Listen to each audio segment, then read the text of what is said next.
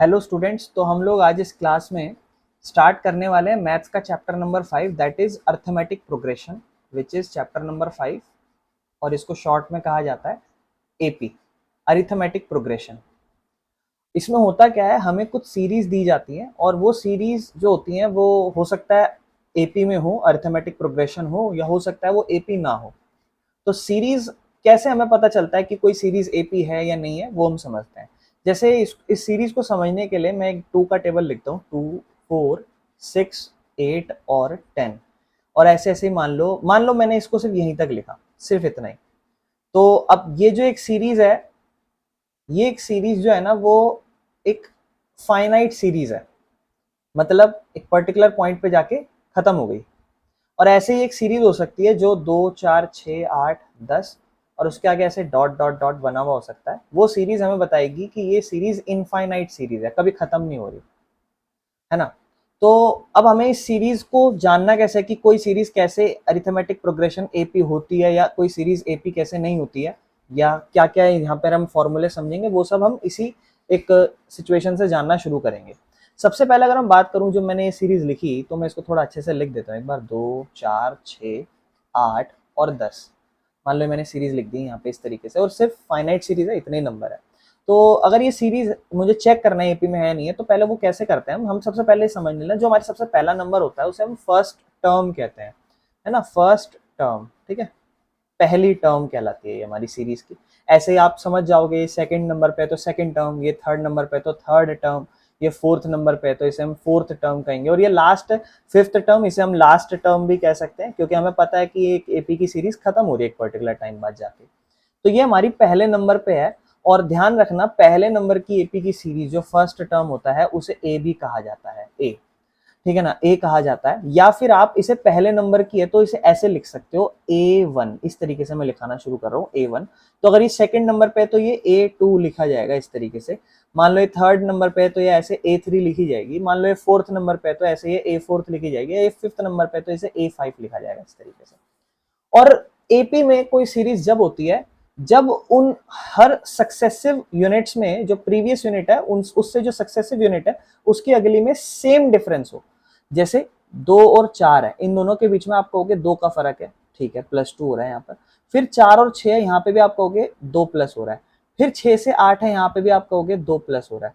फिर 8 से 10 है, यहाँ भी आप कहोगे 2 प्लस हो रहा है।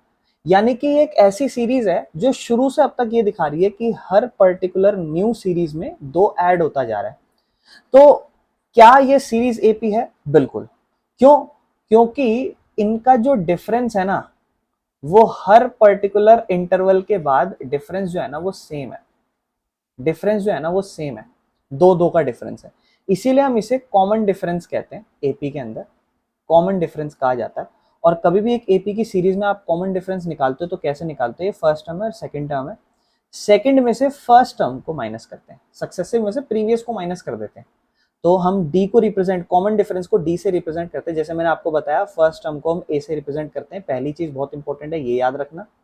उसके बाद दूसरी चीज इंपॉर्टेंट है कि एक एपी जो है, सेकंड पॉइंट ऐसे लिख लो, ये हमारा फर्स्ट पॉइंट है जो हमने समझा। सेकंड पॉइंट ये कि कोई भी जो सीरीज है, कोई भी जो सीरीज है वो एपी में जब होगी जब उसका डिफरेंस हर पर्टिकुलर पॉइंट पे बराबर होगा। ये जो डिफरेंस है ये बराबर होगा, 2 2 2 2 हर पर्टिकुलर टाइम पे बराबर है। तो सीरीज एपी जब होगी जब उसके पास कॉमन डिफरेंस होगा। क्या होगा? कॉमन डिफरेंस होगा, ठीक है ना, कॉमन डिफरेंस होगा, ठीक है ना, कॉमन डिफरेंस होगा।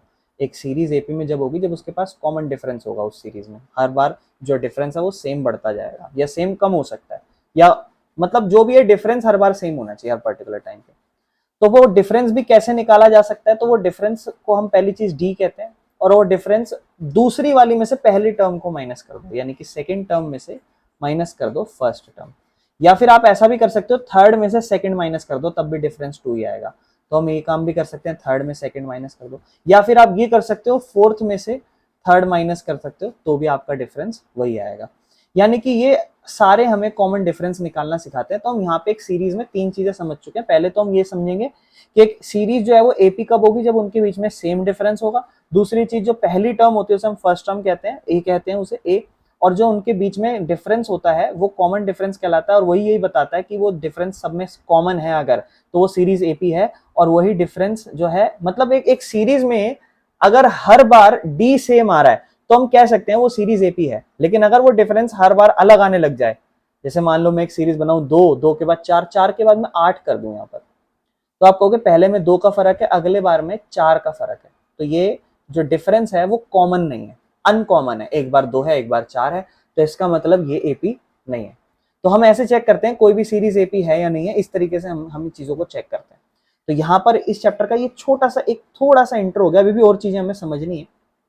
अच्छा, पहली टर्म को हमने 2 लिखा, फिर दूसरी को 4, तीसरी को 6, फिर अगली को 8, फिर अगली को 10, इस तरीके से मैंने लिखा। तो आप इसे A1 कहते हो, इसे हम सेकंड टर्म है A2 कह रहे हैं, इसे हम A3, मैंने आपको थोड़ा सा ये रटवाई है ये चीज़ें कि इस तरीके से लिखना सीख लो।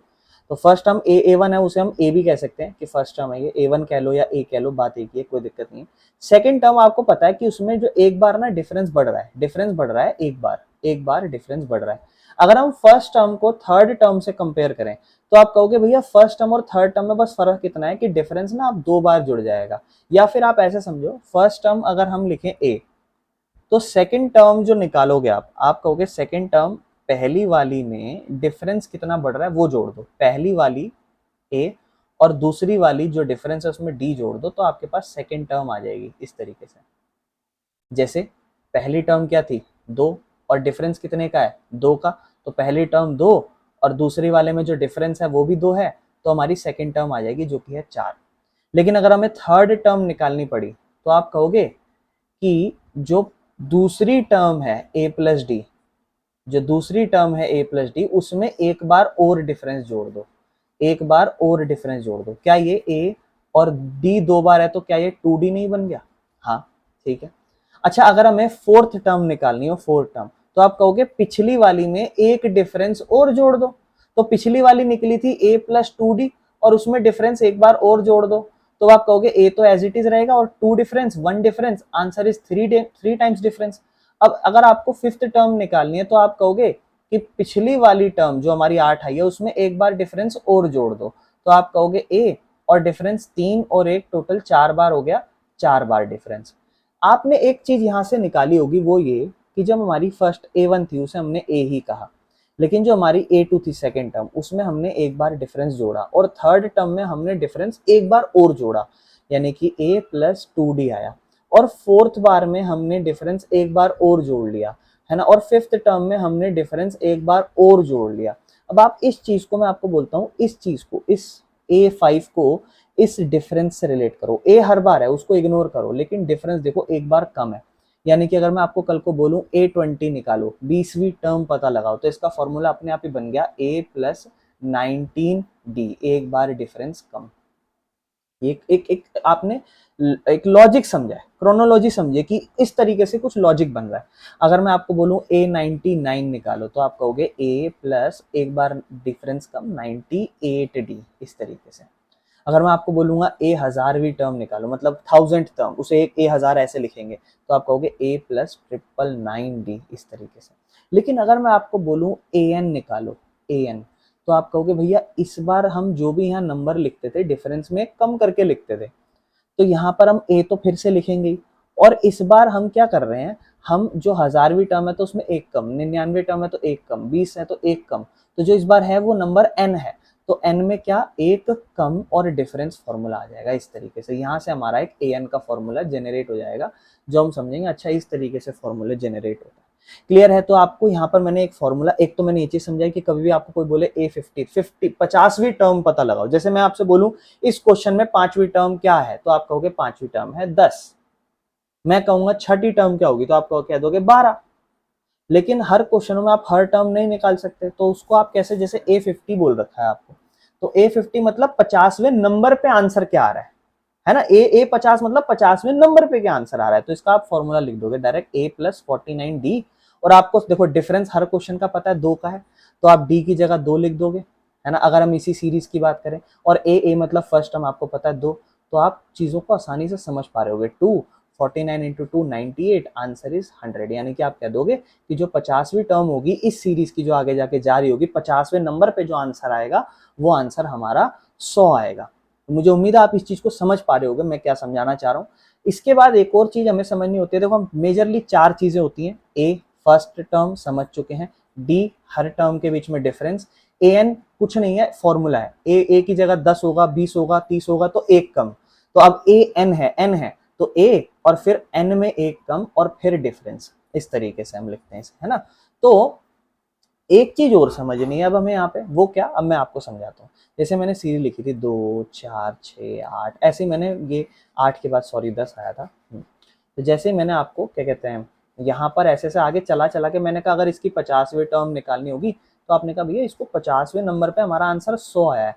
तो 100 जो आंसर आया वो कितने नंबर पे आया, 50वें नंबर पे, A50 नंबर पे, ये 5वें नंबर पे आया। ऐसे छठे 7वें 9वें 10वें कर करके 50वें नंबर पे हमारा आंसर 100 आ गया है। 100 आ गया हमारा आंसर। तो इसका मतलब मैं समझाना चाहता हूँ, इसका मतलब क्या है कि A50 50वें नंबर पे हमारा आंसर 100 आया है, लेकिन कितने नंबर पर, इस पे फोकस करो, कितने नंबर पे आप कहोगे, 50वें नंबर पर।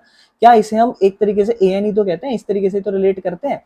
तो यहां से आप एक चीज समझना, जैसे ये A1 था, ये A2 था, ये A3 था, ये A4 था, इसमें कुछ चीजें समझा रहा हूँ। ये कितने नंबर की टर्म है, पहले नंबर की, ये दूसरे नंबर की, तीसरे नंबर की, चौथे नंबर की, 5वें नंबर की।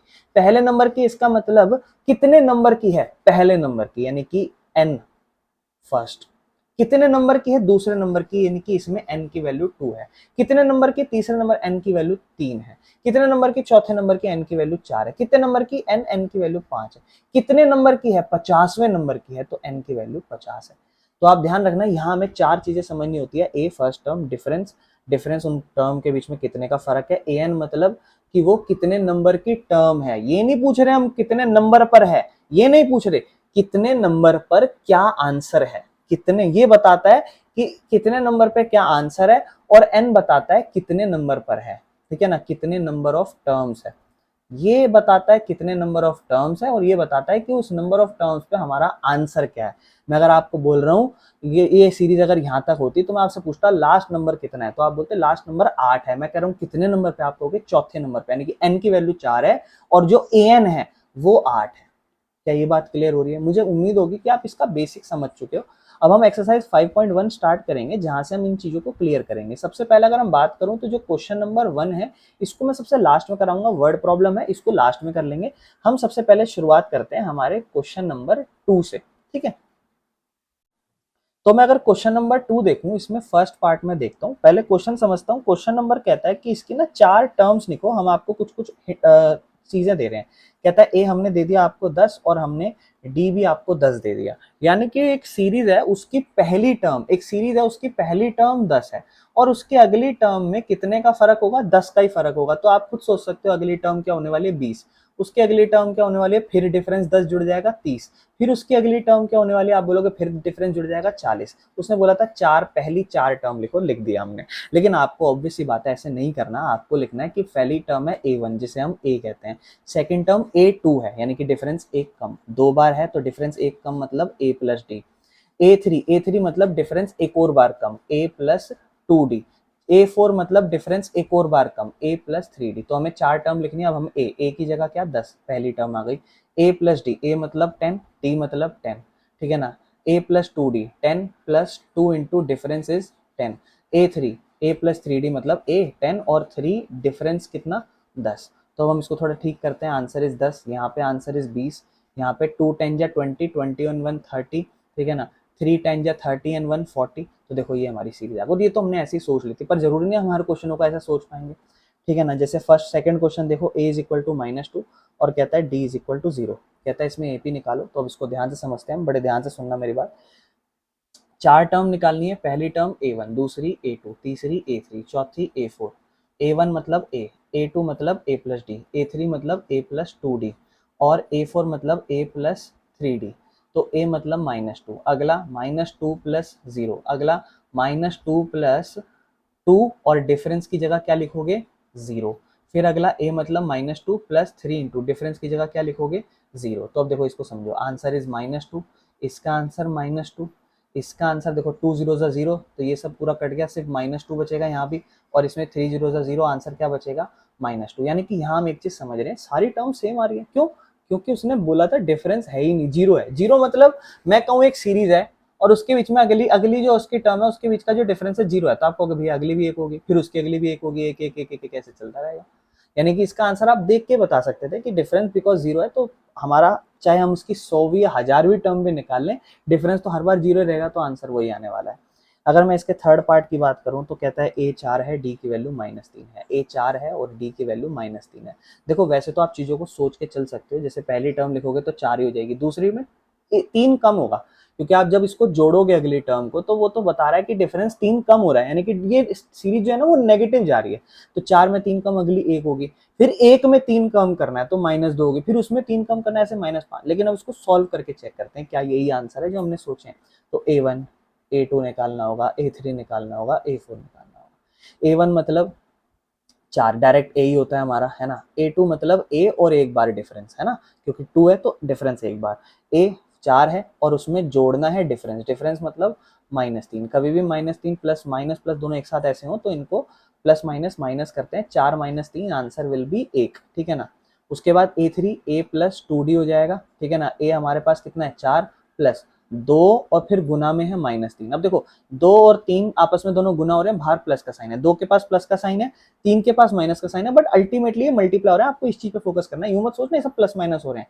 2 और 3 आपस में ब्रैकेट में चिपके हैं, मतलब मल्टीप्लाई हो रहे हैं। 2 तिया क्या हो जाएगा 6 हो जाएगा, पहले तो कर लो। फिर प्लस और माइनस क्या हो जाएगा माइनस, और बाहर उस तरफ लेफ्ट में 4 था ही, तो 4 में से 6 गया -2 आंसर आ गया। फिर अगला A प्लस 3D, क्योंकि A फोर्थ है तो A कितना है हमारे पास 4 प्लस 3, डिफरेंस कितना है हमारे पास -3। तो देखो 4 प्लस माइनस माइनस 3 तिया 9, मतलब 3 3 जा 9, 4 - 9 इज -5। तो हमारी ये सीरीज आ चुकी है। क्लियर है। चलो इसका फोर्थ पार्ट चेक करते हैं। फोर्थ पार्ट अगर मैं देखूं तो कहता है ए की वैल्यू -1 है और कहता है डी मतलब हाफ है, ठीक है ना। अब देखो इसको सोच के भी चल सकते हो, बिना सोचे भी चल सकते हो। पहले मैं इसको तरीके से कराता हूँ। A1 A2 A3 A4। A1 मतलब A, आंसर इज -1, खत्म। A2 मतलब A plus difference, A plus difference मतलब -1 प्लस डिफरेंस इज हाफ। आप कुछ मत करो, नीचे 1 लगाओ, इस 1 और 2 को पहले मल्टीप्लाई करा दो, 1 2 जा 2, इस 2 को इधर 1 से मल्टीप्लाई करो, 2 1 जा -2, इस 1 को इधर 1 से मल्टीप्लाई करो 1, और फिर 2 और 1 प्लस माइनस, यहाँ कोई मल्टीप्लाई नहीं है, देखो यहाँ सिंपल सी प्लस माइनस होगी। तो प्लस माइनस सिंपल क्या होती है, प्लस माइनस माइनस होता है, 2 में से 1 गया, 1 बचा, बड़ा नंबर 2, आंसर माइनस का लग जाएगा साइन। प्लस माइनस में बड़े नंबर का साइन देखते हैं और नीचे आ गया आंसर 1/2, ठीक है। लेकिन अगर A3 की बात करें तो इसका होगा A प्लस 2D। तो ध्यान से चेक करना, A मतलब -1 प्लस 2, 2 ये रहा, और D मतलब 1/2। तो 2 से 2 कट गया पहले, तो क्या बचा, अब देखो 2 से 2 तो कट गया, दोनों मल्टीप्लाई डिवाइड हो रहे थे, तो इस तरफ बचा -1 और प्लस का साइन इधर, और इस तरफ से 1 बचा, क्योंकि ये सब तो खत्म हो गया ना। 1 + 1 -1 आंसर इज 0, ठीक है ना, कोई दिक्कत तो नहीं है। चलो आगे चलते हैं। नेक्स्ट टर्म अगर हम समझे तो A4 मतलब A प्लस 3D, A मतलब कितना -1 प्लस 3, D मतलब कितना 1/2। अब ध्यान से देखना, अब यहाँ नहीं कट रहे हैं ये, -1 ऐसे रहेगा, ठीक है, और 3 1 जा 3, पहले मल्टीप्लाई कर दो, 3 1 जा 3, है ना, और नीचे 2 है एज इट इज, ठीक है, और यहाँ पे प्लस का साइन था, प्लस का ही साइन रहेगा। और अब ध्यान से देखो इसके नीचे कुछ नहीं है, क्योंकि अब हमें प्लस माइनस करना पड़ेगा, इसके नीचे कुछ नहीं है, 1 लगाया। अब ध्यान देखो 1 और 2 को मल्टीप्लाई कर दो, 2 हो जाएगा। 1 को फिर इधर 3 से मल्टीप्लाई करो, 3 हो जाएगा। 2 को फिर इधर 2 से करो, 2 1 जा 2 हो जाएगा। ये हमारा आंसर होगा, ठीक है। अब देखो प्लस माइनस माइनस होते हैं, 3 में से 2 जाएगा, 1 बचेगा, 3 बड़ा नंबर है, प्लस का साइन लेगा, 1/2 इसका आंसर हो जाएगा। क्लियर है मेरे भाइयों, कोई दिक्कत तो नहीं है। चलो आगे चलते हैं। ये हमारी चारों टर्म आ चुकी है, इन चारों को एक साथ सीरीज में सीक्वेंस में लिख देंगे, ठीक है ना। हाँ, अब मैं आपको बोला था कि मैं शॉर्ट में समझा भी देता हूँ, तो आप खुद सोचो, डिफरेंस ना आधा बढ़ रहा है, आधा डिफरेंस बढ़ रहा है, तो इसका मतलब समझते हैं। -1 है, -1 में डिफरेंस बढ़ेगा, आधा बढ़ेगा, तो अब -1 आधा और बड़ा हो जाएगा। तो ये ना आप नंबर लाइन के हिसाब से समझना, -1 है 0, तो डिफरेंस और इधर की साइड जाएगा, इसलिए हाफ आया था, फिर हाफ और बड़ा इसलिए 0 आया था। तो इस तरीके से भी सोच के कर सकते हैं। नेक्स्ट चलते हैं। हमारा इस सेकंड क्वेश्चन जो है हमारा, इसका लास्ट पार्ट है, fifth part, that is A is equal to, कहता है माइनस का 1.25, और फिर कहता है D is equal to minus का 0.25। अब बहुत ध्यान से समझेंगे, थोड़ा पॉइंट में आ चुकी हैं चीज़ें, ठीक है। तो सबसे पहले first term A1 that is A ही होती है, जिसका आंसर -1.25 आ गया। फिर हम A2 की बात करेंगे तो A2 होता है A प्लस डी, ठीक है ना। A मतलब -1.25 प्लस D, डी मतलब प्लस का, और फिर डी का वैल्यू माइनस में है 0.25। अब ध्यान से देखना, ये दोनों यहाँ कुछ नहीं है तो 1 डाल लो, अगर आप अपने आप को कंफ्यूज ना करना चाहो तो आप यहाँ देखो कुछ भी नहीं है, ये वाला प्लस का 1 है और ये माइनस है, तो यूँ मत सोचना ये प्लस माइनस माइनस हो रहे हैं, नहीं, ये दोनों नंबर ब्रैकेट के अंदर बाहर है, मल्टीप्लाई हो रहे हैं, इसलिए आप इसको छोड़ो, कभी भी 1 यहाँ मत सोचना, बस आप इतना समझना कि कभी भी आपके बाहर प्लस हो और अंदर माइनस हो तो प्लस माइनस इन दोनों साइनों को लड़ा दो, माइनस हो जाएगा, 0.25 बचेगा, और उस तरफ क्या है माइनस 1.25, और इन्हें जोड़ना है, पॉइंट के नीचे पॉइंट रख के पहले 1.25 रख दो, ठीक है ना, और फिर देखो माइनस माइनस प्लस होता है ना, ध्यान रखना, और इस तरफ भी 0.25, तो 5 और 5 10, 2 और 2 4 और 1 5, पॉइंट इधर, और ये हो जाएगा -1.50, तो सेकंड टर्म हमारी आ जाएगी -1.50, इसको ब्रैकेट में इस तरीके से बंद कर देना। इसके बाद हम ए थर्ड का है, तो जिसका फॉर्मूला होता है a+2d, ए मतलब क्या होगा, ए मतलब होगा हमारी पहली टर्म -1.25 -1.25 प्लस 2, 2 और डिफरेंस कितना है -0.25। अब ध्यान से समझना, यहाँ थोड़ी सी चीज़ें हमारे लिए थोड़ी मुश्किल हो सकती हैं, पर चीज़ें इतनी भी कोई मुश्किल नहीं है, मैं आपको चाहूँ तो और आसान करा सकता हूँ, ठीक है ना, लेकिन मैं कहूँगा इसको आसान नहीं, ऐसे ही कर लो, मतलब और आसान में सिंप्लीफिकेशन बढ़ जाएंगी तो रहने दो, दो आपको पता है प्लस का है और ये माइनस का है, मत सोचना ये मल्टीप्लाई नहीं हो रहे हैं, ये मल्टीप्लाई ही हो रहे हैं, प्लस माइनस मत सोचना, ब्रैकेट है तो मतलब मल्टीप्लाई, तो दो ना ध्यान से देखो 0.25 से गुणा हो रहा है, साइन को इग्नोर कर दो, 2 पंजे 10, ठीक है ना, 2 दूनी 4 और 1 5, 2 जीरो जा जीरो, पॉइंट के बाद 2 नंबर थे और तो कुछ नहीं थे, तो 1 और 2 पीछे से पॉइंट लगा दो 0.50, यानी कि यहाँ बन गया 0.50। अब साइन देखो, प्लस और माइनस, माइनस का साइन, और बगल में क्या है -1.25, और माइनस माइनस अब ये प्लस माइनस हो रहा है, अब इन्हें जोड़ लो, तो 1.25 को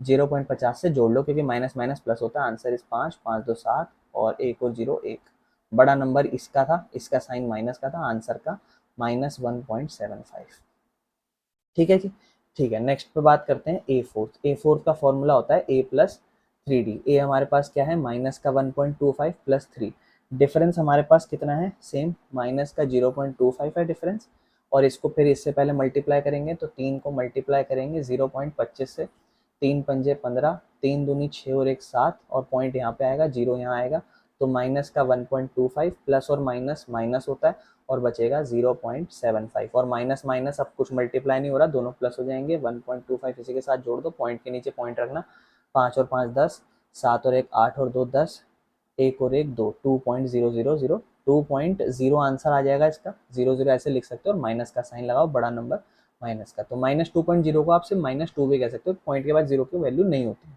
तो ये हमारे पास 4 टर्म्स आ चुके हैं, इन सारों को सीक्वेंस में लिख देना, क्लियर है। तो यहाँ पे हमारा क्वेश्चन नंबर सेकंड खत्म हो गया, अब हम चलते हैं क्वेश्चन नंबर थर्ड की तरफ, ठीक है। क्वेश्चन नंबर थर्ड देखते हैं, तो कहता है कि आपको यहाँ पे एपी दे रखी है, अब आपको उल्टा करना है, इस बार आपको एपी दे रखी है, कहता है फर्स्ट टर्म निकालो और डिफरेंस बताओ, तो सबसे पहले जैसे मैं देखूं 3 1 -1 -3, अब देखो मैं आपको एक चीज समझाऊं, डिफरेंस होता है दूसरी में से पहली को माइनस कर देना, है ना, डिफरेंस हमने समझा था कि इन दोनों के बीच में कितने का फर्क है, तो डिफरेंस ये पहली टर्म है a1, ये सेकंड टर्म है a2, ये a3 है, ये a4 है, डिफरेंस मतलब दूसरी में से पहली, अब जरूरी नहीं है सिर्फ दूसरी में से पहली को ही माइनस करो डिफरेंस आए, तीसरी में से भी दूसरी को माइनस कर सकते हैं, या फिर चौथी में से भी तीसरी को माइनस कर सकते हैं, तो भी डिफरेंस आ ही जाएगा, ठीक है ना, तो इस चीज का आप ध्यान रखना, और पहली टर्म तो आपको पता है सबसे पहली टर्म को 3 ही कहते हैं, और डिफरेंस जो है वो निकलेगा सेकंड -1, तो a2 -a1 लिख देना, और 1 में से 3 माइनस करना, तो ध्यान से देखो 1 -3, अब आपको पता है 1 के आगे प्लस का साइन है, प्लस माइनस माइनस होता है, 3 में से 1 जाएगा 2 बचेगा, बड़ा नंबर 3, माइनस का साइन लगाएगा, डिफरेंस आएगा -2 का, ठीक है, तो दोनों चीज आ चुकी हैं, इसके सेकंड पार्ट पे चलते हैं, -5 -1 3 और 7 डॉट डॉट डॉट, अगर मैं इसकी फर्स्ट टर्म की बात करूं तो इसकी फर्स्ट टर्म -5 है, डिफरेंस की बात करूं तो सेकंड माइनस फर्स्ट टर्म होता है, ये हमारी फर्स्ट टर्म है, ये हमारी सेकंड टर्म है, second minus first term, second मतलब -1 माइनस फर्स्ट टर्म मतलब माइनस का 5, ध्यान से देखना, ठीक है। अब देखो -1, माइनस और माइनस दोनों एक साथ लड़ाई कर रहे हैं, प्लस कर दो, 5 ऐसे रहेगा 5, अब ये प्लस माइनस माइनस हो रहा है, अब ये लड़ाई नहीं हो रही है, मल्टीप्लाई नहीं हो रही है, प्लस माइनस हो रही है, तो प्लस और माइनस माइनस होते हैं, यानी कि 5 में से 1 घटा दो 4 हो जाएगा, बड़ा नंबर 5, प्लस का साइन, आंसर 4, तो आपका ए आ गया और ये आपका डिफरेंस आ गया, क्लियर है।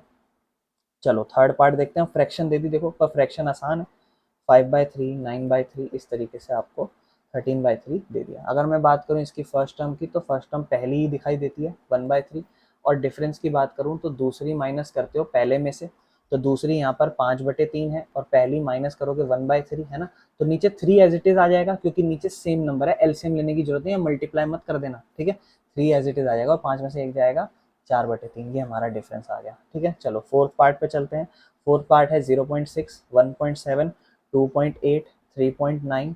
तो फर्स्ट टर्म हमारी ये हो गई A1 जो हो गई है 0.6, ठीक है ना। और उसके बाद डिफरेंस की बात करूं तो ये हमारी फर्स्ट टर्म, ये हमारी सेकंड में से फर्स्ट माइनस करते हैं, यानी कि 1.7 में माइनस करना 0.6। अब पॉइंट वाली घटा ऐसे देख लो, पॉइंट के नीचे पॉइंट रख के ऐसे, 7 में से 6 गया 1 और 1 में से 0 गया 1, आंसर इज 1.1। चीज़ें बड़ी आसान है, देखो बस थोड़े थोड़े बेसिक आपको पता होने चाहिए। तो हमारा क्वेश्चन नंबर 3 भी कंप्लीट हो चुका है। अब 4 जो कि हमारा बहुत बड़ा क्वेश्चन रहने वाला है, इसको हम आराम से समझेंगे, ठीक है ना। हाँ जी, तो क्वेश्चन नंबर 4 समझते हैं। क्वेश्चन नंबर 4 कहता क्या, कहता है इनमें से कौन सी एपी है, इस बार चेक करना है कि कौन सी एपी है। अभी तक तो देखो या तो आप फर्स्ट टर्म थी, डिफरेंस था तो आप एपी बना रहे थे। सेकंड क्वेश्चन में आपने देखा ए और डी निकालना था, बड़ा आसान था, निकाल लिया। लेकिन अब कह रहा है चेक करो एपी है कि नहीं है। कहता है अगर है तो अगली 3 टर्म खुद से निकाल के दो, और अगर नहीं है तो फिर तो जायज बात है, फिर तो बनता ही नहीं निकालना। जैसे फर्स्ट क्वेश्चन मुझे दे दिया ऐसे 2, 4, 8 और 16। अब आप थोड़ा सा समझदार बनना है, देखते ही बताना है ये एपी लग रही है कि नहीं लग रही। आप देखते हो एपी पता लगाने के लिए हमें एक चीज होनी चाहिए, कॉमन डिफरेंस। कॉमन डिफरेंस जो है ना, वो हर किसी का डिफरेंस कॉमन होना चाहिए। अगर कॉमन डिफरेंस है तो वो एपी है, नहीं है तो नहीं है। जैसे इन दोनों में 2 का फर्क है, 4 और 8 में 4 का फर्क है, तो क्या ये दोनों फर्क बराबर है? बिल्कुल नहीं है। तो क्या ये एपी है? बिल्कुल नहीं है। तो आप यहाँ पे बोल देना common difference is not same, लेकिन इसको करना पड़ेगा। तो ये A1 मानो, ये A2 मानो और ये A3 मानो, तो डिफरेंस लिखो, difference is equal to A2 minus A1, या फिर difference is equal to A3 minus A2। A2 minus A1 मतलब 4 minus 2, answer is 2। Difference A3 minus A2 मतलब 8 माइनस 4, 8 माइनस 4, आंसर इज 4। तो आप बोलना difference is not same, so these the following series is not in AP. The following series is not in AP, जो following series है वो AP में नहीं है। ये हमारा फर्स्ट पार्ट हुआ, लेकिन जो जो होगी वो हम चेक करेंगे। आ जाओ चेक करते हैं। अब देखो यहाँ से क्वेश्चन थोड़े अच्छे होंगे, बहुत सारे, क्योंकि यहाँ पे 14 पार्ट्स हैं टोटल। तो थोड़ा सा जल्दी चलेंगे। 2, 5/2, ठीक है ना, और 3 है यहाँ पर, एक सेकेंड, हाँ जी 3 है यहाँ पर, और है 7/2। अब मैं आपको थोड़ा सा इंटेलिजेंट बनाना चाहता हूँ। 5/2 का मतलब आप बड़े ध्यान से समझो, ये इसको मिक्स फ्रैक्शन बना लो। मिक्स फ्रैक्शन कैसे, मैं थोड़ा सा सिखाता हूँ। डिवाइड करो इसे, 2 के पहाड़े में 5 नहीं आता, 2 नंबर पे 4 आता है। 5 में से 4 गया, कितना बचा? 1।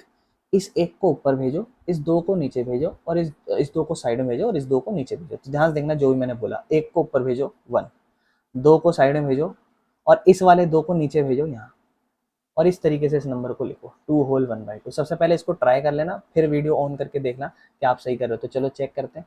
2 3 जा 6, 7 में से 6 गया, 1 बचा, 1 ऊपर, 3 साइड में, 2 नीचे। तो देखो 1 ऊपर जाएगा, 3 साइड में और 2 नीचे। 1/2 लिखा हुआ हो इसका मतलब हाफ होता है। अच्छा मैंने ऐसा क्यों करा ना, इसका भी एक रीजन है कि ऊपर के नंबर बड़े थे और नीचे का छोटा था, और 2 से डिवाइड होता, तो खास करके मैंने दिमाग लगाया इस चीज पे कि 5/2 का मतलब 2.5 होता है, 2/7 मतलब 7/2 का मतलब 3.5 होता है। अब इसमें और इसमें मैं ना आपको बहुत जल्दी आंसर बता सकता हूँ। कैसे? 2 है और ये हाफ होता है, 1/2 मतलब हाफ कहलाता है। तो 2 है, 2 और ये 2 और हाफ है, मतलब 2.5 है। 2.5 के बाद ये फिर ये 3 है, 3 के बाद ये 3.5 है। 2, 2.5, 3, 3.5। डिफरेंस बराबर है कि नहीं है? बिल्कुल है। 2 से 2.5 में कितने का फर्क है? आधे का फर्क है। देखो कितना आसान नहीं हो गया। डिफरेंस निकालो। आप बोलोगे डिफरेंस A2 माइनस अगर A1 करें, इसमें से इसको घटाएं, तो क्या होगा? 2 होल 1/2 माइनस 2, बस 2 से 2 काट दो, आंसर इज हाफ। अल्लाह ऐसा काट के मत दिखाना, पर डायरेक्ट आंसर हाफ दिखा देना, क्योंकि आप खुद सोचो 2.5 में से 2 गया तो हाफ ही तो बचेगा। और फिर इसमें से इसको मत घटाना, इसमें से इसको घटाना, है ना, क्योंकि बात एक ही हो जाएगी। हर टर्म में डिफरेंस बराबर आना चाहिए। तो अगला डिफरेंस निकालना A4 माइनस A3, ठीक है। A4 मतलब 3.5 माइनस A3 मतलब 3। तो 3.5 में से 3 गया तो 3 से तो 3 कट गया, एक तरीके से हाफ बचा बचा लिखना। वो तो बोलना ये एपी है। अगर ये एपी है तो उसने बोला कि भैया आगे की भी टर्म निकाल के दिखाओ। तो अगर ये एपी है तो हमें आगे की टर्म निकालनी पड़ेगी। तो 2 है, फिर 5/2 आई, फिर 3 आई, फिर 7/2 आई। तो अब आप खुद सोचो, 3.5 थी, तो 2, 2.5, 3, 3.5, तो अगला क्या होगा? 4। अगला क्या होगा? 3.5 के बाद 4, 4 के बाद होगा 4.5, 4 के बाद 4.5 ऐसे लिखोगे। 4.5 के बाद क्या होगा? 5। अब 4 को तो आप 4 ही कहोगे, लेकिन 4.5 को थोड़ा ठीक कर सकते हो आप, वापस चाहो तो वैसे ही मिक्स इम्प्रॉपर फ्रैक्शन बना सकते हो। 2 4 जा 8 and 1 9, 9/2। अगला 5 5 ही लिखना। तो ये आपकी अगली 3 सीरीज हो गई, ठीक है ना। आप चाहो तो डायरेक्ट भी लिख सकते हो, नहीं तो आप चाहो तो इसे सॉल्व करके दिखा सकते हो, पर मैं हर क्वेश्चनों को सॉल्व नहीं कराऊंगा क्योंकि बहुत ज़्यादा टाइम लग जाएगा। तो इसीलिए मैं अब आपको ये जो उसने अगली टर्म निकालने के लिए बोली है सिर्फ 1-2 क्वेश्चनों में निकलवाऊंगा, बाकी में आप खुद से ट्राई करना। तो मुझे पता है ये एपी थी, ये मैंने आपको समझा दिया कि ये एक एपी थी। तो अगर ये एक एपी है तो अब मैं क्या करूंगा, अब मैं इन सीरीज को क्या करूंगा, जैसे ये मुझे इसके अगली टर्म निकालनी है तो 4 तक तो दे रखी थी, तो मुझे 5वीं निकालनी पड़ेगी, ए छठी निकालनी पड़ेगी और 7वीं निकालनी पड़ेगी। 5वीं का फॉर्मूला ए प्लस 4d होगा। ए क्या है मेरे पास 2 है और डिफरेंस कितना था हाफ, डिफरेंस कितना था हाफ। तो ये 1 नंबर पे कटा, ये 2 नंबर पे कटा, तो इस तरफ क्या बचा 2 और प्लस में क्या बचा 2 1 जा 2, है ना। तो आंसर आ गया 4। अगर मैं बात करूंगा A6 तो A6 क्या होगा A प्लस 5d। ए मतलब क्या, ए मतलब 2 प्लस 5, डी मतलब क्या, डी मतलब हाफ। अब ये तो कट नहीं रहा, तो कट नहीं रहा तो कोई बात नहीं, 2 प्लस 5 1 जा 5/2 लिख दो, यहाँ कुछ नहीं है 1 लगाओ, 2 1 जा 2 मल्टीप्लाई करो क्योंकि सेम नंबर नहीं है, 2 1 जा 2, 1 को 5 से करो 5, 2 को 2 से करो 4, आंसर इज 9/2, जो मैंने आपको निकालना सिखाया था 9/2, है ना। और A7 की बात करूं तो A7 मतलब A प्लस 60, ए मतलब 2 प्लस 6, डी मतलब हाफ, वहां से डिफरेंस, ये 1 नंबर पे कटा, ये 3 नंबर पे, 3 1 जा 3 प्लस 2, आंसर इज 5। क्लियर है, कोई दिक्कत तो नहीं, 4 9/2 और 5, ठीक है। चलो आगे चलते हैं इसके बाद, ठीक है, नेक्स्ट क्वेश्चन पे चलते हैं। जो इसका थर्ड पार्ट, अभी देखो इसमें 14 पार्ट है और अभी हम सेकंड पार्ट कंप्लीट करें तो इसका थर्ड पार्ट पे आ जाते हैं, ठीक है। जल्दी जल्दी करेंगे अब चीज़ों को खत्म। अगर हम इसका थर्ड पार्ट देखें तो आंसर इज -1.2, इसका सेकंड टर्म है -3.2, उसका अगला टर्म है -5.2 और इसका अगला टर्म है -7.2। थोड़ा लॉजिक समझ पा रहे होगे आप देख पा रहे होगे कि बड़ी आसानी से दिख रहा है कि एपी है, तो आप डायरेक्ट लिख देना डिफरेंस। अगर डिफरेंस निकालना पड़ेगा तो दिखाना भी पड़ेगा कितने का डिफरेंस, तो ध्यान से देखना, A2 में से A1 माइनस करोगे, आपको दिख रहा है देखो डिफरेंस 0.2 से 0.2 उठाओ, 3 में से 2 के आसपास का डिफरेंस नजर आ रहा है, पर निकालेंगे -3.2 में माइनस करेंगे, क्योंकि आप क्या करते हो सेकंड टर्म में माइनस करते हो फर्स्ट टर्म, सेकंड में फर्स्ट टर्म माइनस करते हो, सेकंड इज 3.2 और फर्स्ट टर्म माइनस करोगे, first term is what, first term is -1.2 और माइनस लड़ रहे हैं तो प्लस हो जाएगा 1.2, ठीक है ना। और इधर क्या है माइनस का 3.2, माइनस प्लस माइनस, 2 में से 2 गया 0, 3 में से 1 गया 2, 2.0, ये आपका डिफरेंस है। फिर आपको एक और चेक करके दिखाना पड़ेगा, इसमें से इसको माइनस, क्योंकि एक बार में आप ये नहीं कह सकते ये एपी है जब तक 2 बार के सेम ना आए, तो दूसरे का भी निकाल लेते हैं। यानी कि इस बार -5.2 में माइनस करना पड़ेगा -3.2। अच्छा मैंने तो ये इसमें से इसको करा फिर इसमें से इसको करा, तो आप चाहो तो इसमें से इसको करने के बाद इसमें से इसे भी कर सकते हो, जरूरी नहीं किसी भी दूसरी में से पहली को माइनस करना है। तो यहाँ देखिए -5.2 है, माइनस और माइनस लड़ाई 5.2 होगा, 3.2 मतलब 2 में से 2 गया 0, 5 में से 3 गया 2, माइनस इसलिए करा क्योंकि माइनस प्लस माइनस होता है, बड़ा नंबर 5.2 है, आंसर इज माइनस का 2.0। क्लियर है, कोई दिक्कत तो नहीं है, ठीक है। चलो आगे चलते हैं। तो मतलब ये हमारे डिफरेंसेस आ चुके हैं जहां हम समझ रहे हैं कि डिफरेंस -2 यानी कि ये तो एपी है, तो हम लिख देंगे कि yes this the series is in AP, series जो है ना वो एपी में, तो हम इसके अगली अगली टर्म लिखने हैं। तो अब आप कैसे अगली टर्म निकालोगे, पहली दूसरी तीसरी चौथी, तो आपको निकालनी पड़ेगी पांचवी। पांचवी का फॉर्मूला क्या होगा a प्लस 4d। फिर आपको निकालनी पड़ेगी छठी, छठी का फॉर्मूला सॉरी हाँ छठी का फॉर्मूला a प्लस 5d। फिर आपको निकालनी पड़ेगी सातवीं, सातवीं का फॉर्मूला a प्लस 60। तो a प्लस 4d, ए क्या है आपके पास -1.2 है ना पहली टर्म, प्लस 4, डिफरेंस क्या है आपके पास, आपने अभी अभी निकाला माइनस का 2, 2.0 को छोड़ दो, पॉइंट के बाद 0 इग्नोर करो, 2 हो गया, यहीं 0 इग्नोर करो, ठीक है ना। तो क्या होगा आपका आंसर 4 दूनी -8, क्योंकि प्लस माइनस माइनस और इधर है माइनस का 1.2, तो 8 और 1 9.2 आंसर हो जाएगा, ठीक है ना। ऐसे ही A6 है, ए मतलब माइनस का 1.2 प्लस 5 इंटू डी मतलब माइनस का 2, 5 दूनी -10 -1.2, आंसर हो जाएगा माइनस का 11.2। उसके बाद A7 a प्लस 60, ए मतलब -1.2 प्लस 6, डी मतलब -2, आंसर इज माइनस का 12, -1.2, 12 और 1 -13.2। लेकिन ये सीरीज हमने यहाँ ऐसे करनी है, लेकिन हम इसको बिना करे भी कर सकते थे, कैसे, 7 है 5 है 3 है 1 है 1 3 5 7, अगला होगा -9.2, अगला क्या होगा 9 में 2 और जोड़ो 11.2, अगला क्या होगा -13.2। तो ये चीज़ें हमने यहाँ इतनी मेहनत करके निकाली, हम सोच के भी निकाल सकते थे, लेकिन अब से मैं चीज़ें मोस्टली ऐसे ही सोच सोच के निकालूंगा, कैलकुलेट नहीं करूंगा। चलो आगे चलते हैं। इसके बाद हम इसके फोर्थ पार्ट पे बात करते हैं, -10 -6 -2 और 2, ठीक है, +2 है। इनका डिफरेंस चेक करते हैं। -6 में माइनस करोगे क्योंकि सेकंड टर्म है, फर्स्ट टर्म ये रही सेकंड टर्म, सेकंड और फर्स्ट को माइनस करते हैं, a2 माइनस a1 करते हैं, a2 -6 है माइनस a1 क्या है माइनस का 10, माइनस माइनस माइनस +10, 10 में से 6 गए, आंसर 4 आया। अब इसमें से इसको घटाते हैं तो डिफरेंस इज इक्वल टू इसमें से इसको माइनस करेंगे, यानी कि -2 में माइनस करोगे -6 को, ठीक है ना, ये बात ध्यान रखना। -2 माइनस माइनस +6, 6 में से 2 गया, आंसर इज 4। डिफरेंस सेम आ रहा है और कितने कितने का फर्क है, 4 का, तो 2 है, 2 से अगले में 4 का फर्क 6, 6 में अगला फर्क 10, 10 में अलग अगला फर्क 14, सॉरी 10 में अगला फर्क 14, ठीक है ना। अब देखो इस चीज को आप कैसे करोगे, अब इस चीज को जब आप करोगे तो आप वही, ये आपकी 5वीं टर्म होगी, 6ठी टर्म होगी, 7वीं, बिल्कुल एग्जैक्ट इसी तरीके से आपको करना पड़ेगा, ठीक है। चलो नेक्स्ट टर्म पे चलते हैं हम, इसके बाद नेक्स्ट 5th टर्म देखते हैं। तो कहता है पहली टर्म है 3, अगली है 3 और रूट के अंदर 2, अगली है 3 और प्लस में 3 और प्लस में 2√2 और उसके अगली है 3 प्लस रूट में 3√2, ऐसे ऐसे करके आगे बढ़ रहे। तो फर्स्ट टर्म हमारी 3 है, ठीक है, और सेकेंड टर्म जो है हमारी, इसमें से इसको माइनस करना होता है, यानी कि 3 प्लस √2 में घटाना पड़ेगा इस 3 को, ध्यान से घबराना मत, रूट से 3 से 3 कट गया क्योंकि प्लस का 3 माइनस का 3 खत्म, डिफरेंस आया रूट का 2। अच्छा वैसे ए का काम नहीं था, मैंने एक गलती से लिख दिया यहाँ पे। अब दूसरे में से इसको घटाते हैं, तो देखो तीसरे में से दूसरे को घटाते हैं डिफरेंस चेक करने के लिए कि क्या डिफरेंस बराबर आ रहे हैं। तो अब थोड़ा रूट से डरना मत, 3 + 2√2 है और उसमें माइनस करना है इस पूरे नंबर को जो अपने साथ 2 टर्म लेके बैठा है, अकेला नहीं है ये नंबर अकेला था, तो इसलिए हमने इसको ऐसे लिख दिया डायरेक्ट, लेकिन बाहर माइनस का साइन है और ये 2 नंबर है तो इसको ब्रैकेट के अंदर लिखना पड़ेगा, ठीक है, ध्यान रखना। तो ये होगा 3 + 2√2 माइनस का 3 और माइनस प्लस माइनस का √2, तो देखो फिर से 3 से 3 कट गया, लेकिन 2 बार √2 है और यहाँ एक बार है, कुछ नहीं है, तो एक बार √2, 2 बार √2 में से एक बार √2 घटाओगे तो एक ही बार √2 बचेगा, और एक बार √2 को चाहे तुम √2 लिखो या एक बार √2 लिखो, बात तो एक ही हो जाती है।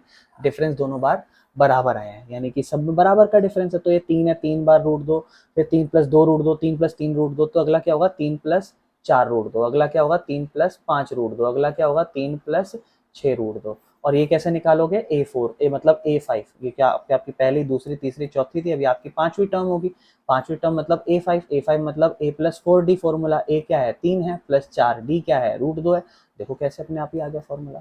चलो आगे चलते हैं, बाकी भी 3 टर्म निकाल लेना आप लोग, ठीक है। चलो हम चलते हैं इसके बाद नेक्स्ट 5th पार्ट के बाद 6th पार्ट पे, ठीक है। 6 पार्ट है 0.2, उसके बाद अगला है 0.22, उसके बाद अगला है 0.222 और उसके बाद अगला है 0.4 बार 2, और ऐसे ऐसे सीरीज चल रही है, ठीक है। कहता है चेक करो ये एपी है कि नहीं, तो कुछ नहीं, इसमें से इसको घटाएंगे, डिफरेंस क्या है 0.22 और इसमें से घटाएंगे 0.2। बस एक चीज ध्यान रखना, पॉइंट के बाद 2 नंबर है, पॉइंट के बाद यहाँ 1 नंबर है, तो यहाँ भी 2 होने चाहिए थे, तो कुछ नहीं 0 लगा दो, हो गए पॉइंट के बाद 2 नंबर, है ना, चीजें बराबर करनी है आपको, तो 2 लगा दो। अब इन दोनों को घटाओ, तो 0.22 में से 0.20 घटाओगे तो खुद सोचो 22 में से 20 जाएगा, 2 ही तो बचेगा, 2 में से 0 गया 2, 2 में से 2 गया 0.0, तो आंसर आपका ये आया। आप चेक करना है कि हर बार यही आएगा आंसर, तभी तो हमारी इसको सीरीज को हम एपी में कहेंगे।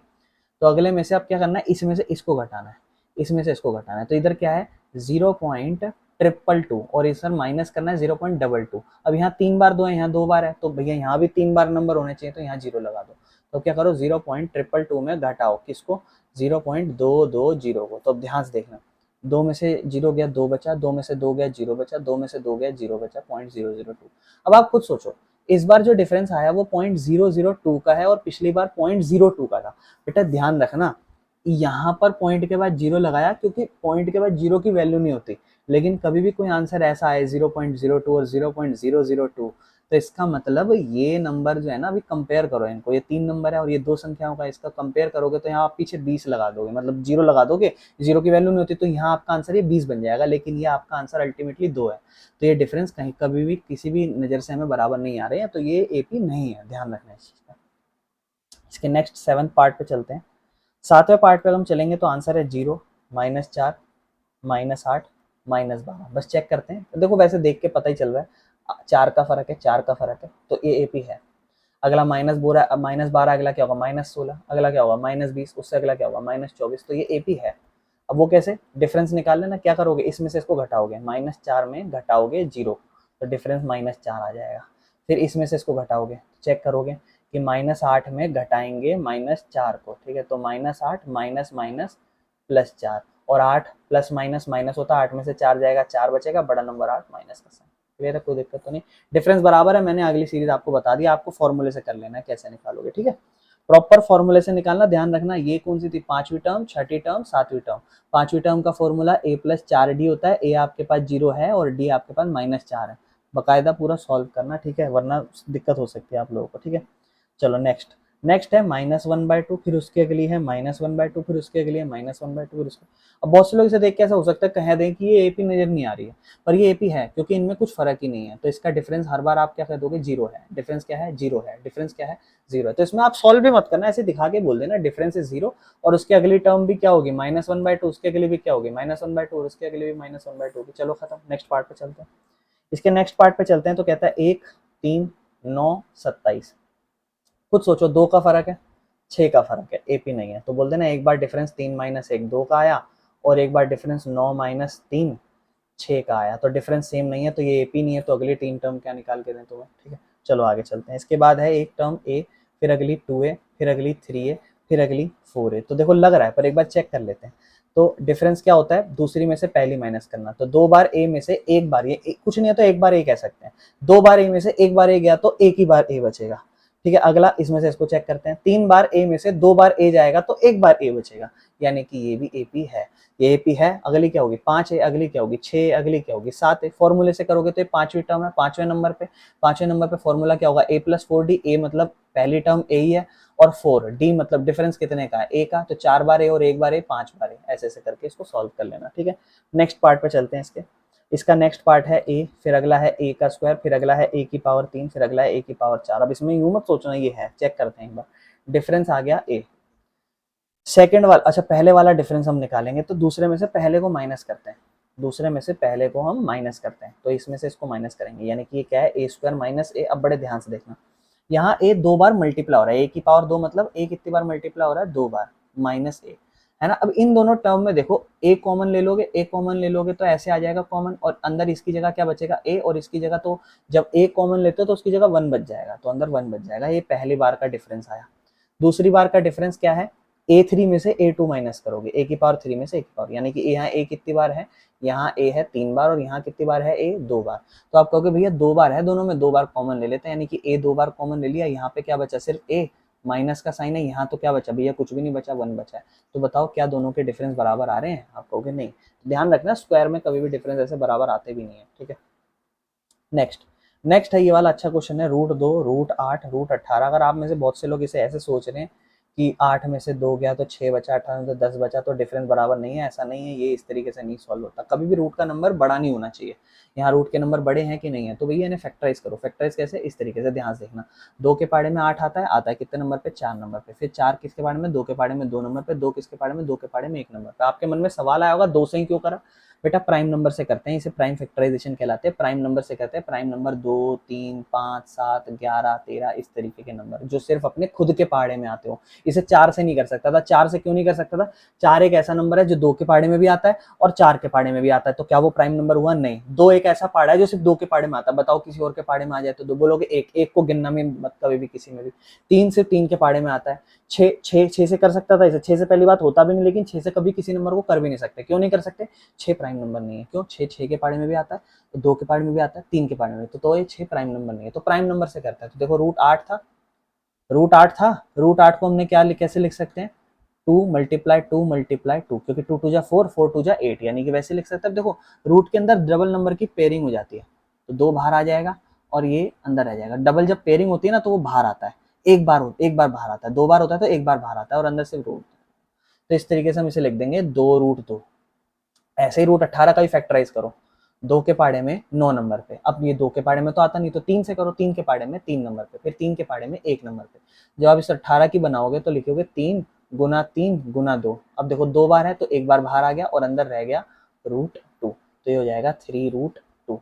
फिर √32 है, 2 के पाड़े से करो 16 नंबर पे, 2 के पाड़े में करो 8 नंबर पे, 2 के पाड़े में करो 4 नंबर पे, 2 के पाड़े में करो 2 नंबर पे, 2 के पाड़े में करो 1 नंबर पे।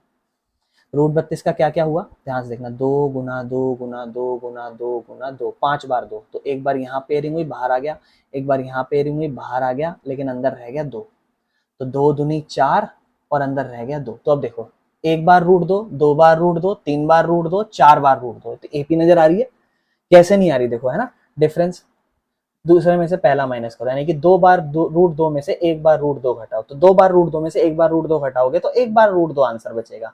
फिर इसमें से इसको घटाओ, यानी कि तीन बार रूट दो में से दो बार रूट दो घटाओगे, एक बार रूट दो बचेगा, यानी कि ये एपी है। और अगर ये एपी है तो खुद सोचो, एक रूट दो रूट दो, तीन रूट दो, चार रूट दो, तो अगला आंसर क्या होगा, पांच रूट दो। अगला आंसर क्या होगा, छह रूट दो। अगला आंसर क्या होगा, सात रूट दो। लेकिन जब आप इसको सॉल्व करोगे तो कैसे करोगे वो भी दिखा देता हूँ। a5 लिखोगे, पांचवी टर्म निकालोगे, फॉर्मूला a+4d होगा। d आप ऑलरेडी √2 निकाल चुके हो, a आपके पास √2 है ही, तो a आप लिखोगे a मतलब √2 प्लस 4, डिफरेंस क्या लिखोगे, √2। तो आप कहोगे 4√2 प्लस में यहाँ भी क्या है, 1√2, तो 4√2 1√2 आंसर हो जाएगा 5√2। लेकिन मैं आपको एक एडवाइस करूंगा, इसका आंसर 5√2 फाइनल आंसर मत लिखना, ये तो हमने इसको सिंप्लीफाई करके लिखा है। अल्टीमेटली आप खुद सोचो थोड़ा सा यहाँ से, तो आप इसे 5√2 मत लिखना। ऐसा क्यों, मैं समझाता हूँ। आपको पता है ये जो 5 है वो रूट्स के अंदर ही रहा होगा और बाहर आया है, आप खुद सोचो। ये 3√2 आपने कैसे लिखा, 3 रूट के अंदर था 2 बार, इसलिए आपने रूट के बाहर 1 बार लिखा। ये जो 5 है ये रूट के अंदर कितनी बार रहा होगा, 2 बार रहा होगा, और √2 तो अंदर रहा ही होगा। 5 रूट के अंदर 2 बार रहा होगा और रूट तो रहा ही होगा। 5 पंजे 25, 25 और 2 50, यानी कि ये 5√2 एक्चुअल में 50 है। तो आप इसे चाहो तो 50 लिख सकते हो। मैंने सिर्फ आपको बता दिया, अदरवाइज आप रूट 5√2, 6√2, 7√2 लिख के कर लेना, कोई दिक्कत नहीं है। ठीक है, चलो आगे चलते हैं, इसके नेक्स्ट पार्ट पे चलते हैं। बस 3 पार्ट हमारे रह गए। ये है 3 रूट, 6 रूट, 9 रूट, 12 रूट। अब ये मत सोचना ये एक हो रहे हैं। पहली बात तो √6 है, जब आप इसका फैक्टराइज करोगे तो 2 के पाड़े में 3 नंबर पे, 3 के पाड़े में 1 नंबर पे, रूट के अंदर 2 और 3 आएंगे। कुछ कॉमन है, कोई नंबर 2 बार है तो हो ही नहीं सकता।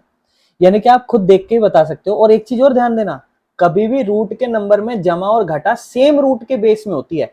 जैसे यहाँ पर ये दोनों जुड़े या घटे, पता क्यों, क्योंकि रूट के नंबर अंदर सेम थे, √2 √2 √2।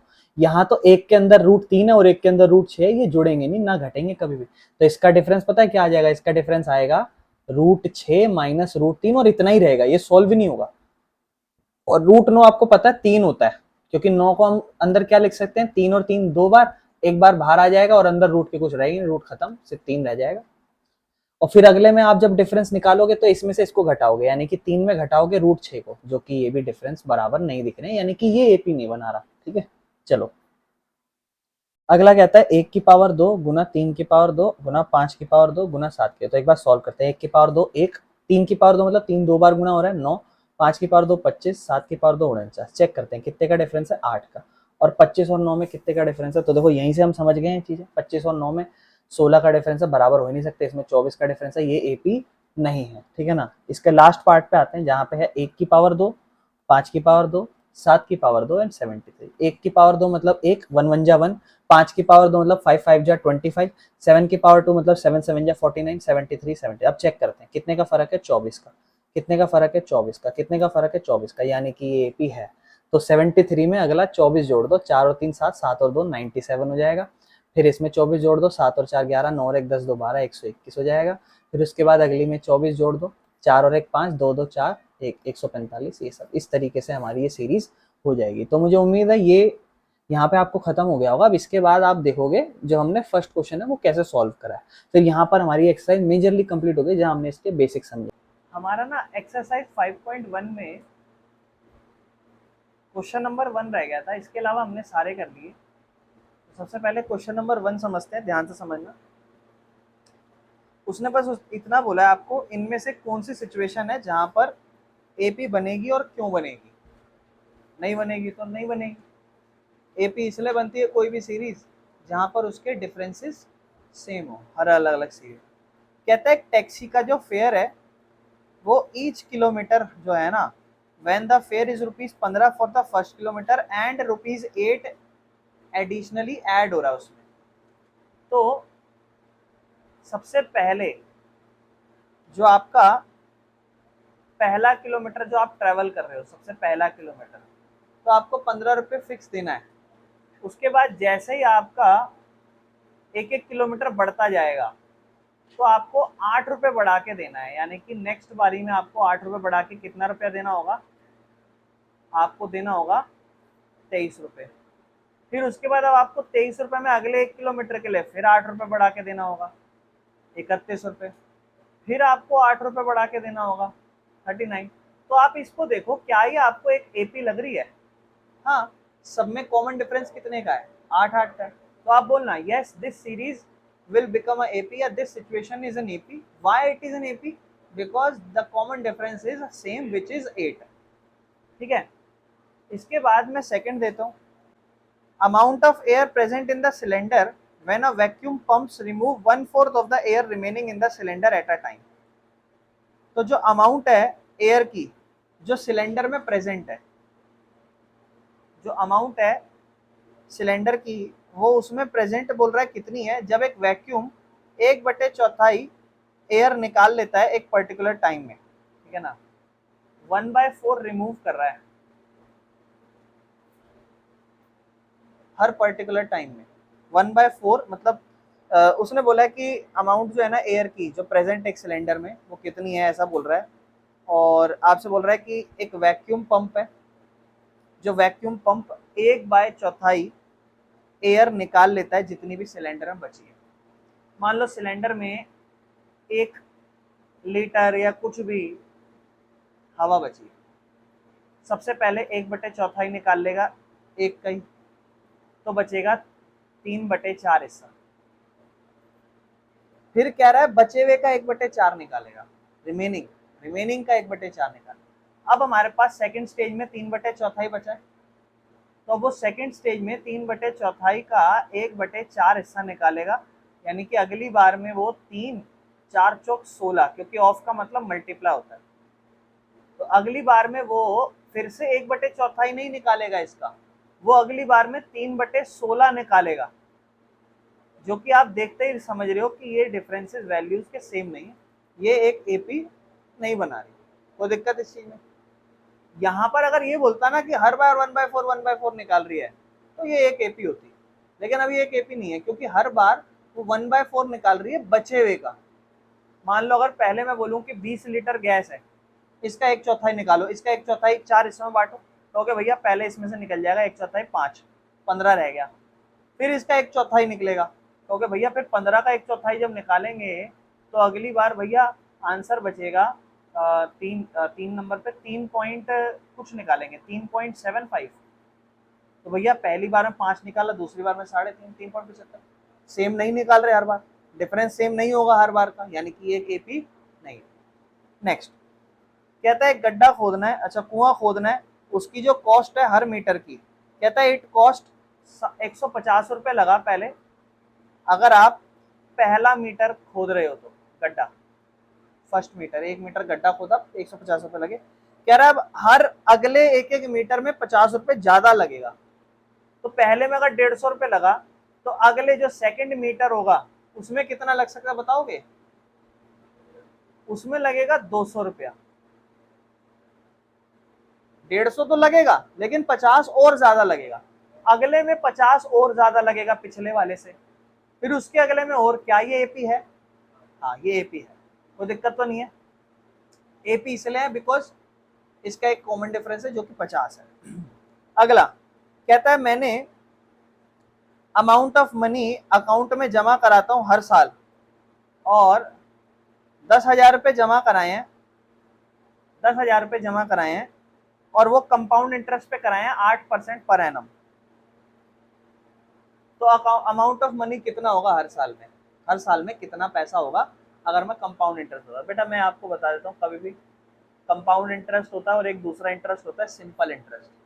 सिंपल इंटरेस्ट हमेशा एपी की सीरीज बना देगा, कंपाउंड कभी नहीं बनाएगा।